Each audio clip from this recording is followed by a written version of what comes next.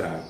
E como é que ficam as conjurações, né? Nesse contexto que realmente há uma queda do valor exportado do açúcar, do ouro, como eu falei, mas que não é uma crise em toda a colônia.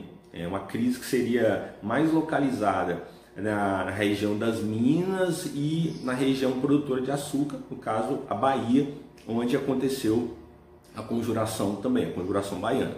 Então, como é que essas duas conjurações ficam? Se nós olharmos até pelo que já foi produzido em termos de história sobre esses dois movimentos, nós perceberemos que tanto a conjuração mineira quanto a conjuração baiana, apesar de muito lembradas hoje, muito celebradas, foram movimentos mais locais do que envolvendo todo o Brasil, né? A conjuração mineira, ela teve personagens de diferentes cidades em torno ali, ou de diferentes cidades mineiras. Salvador era uma das principais cidades no Brasil, em termos de comércio, economia e política também. Só que esses movimentos foram movimentos localizados, não foram movimentos que foram abraçados, celebrados por toda a colônia.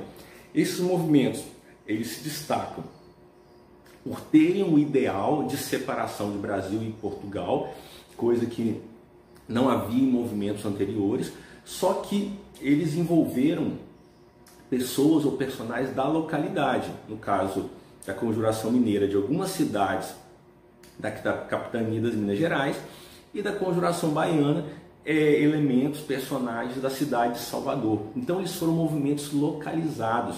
Então é complicado dizer que esses movimentos eles já pré-anunciavam uma independência, uma separação do Brasil em relação a Portugal.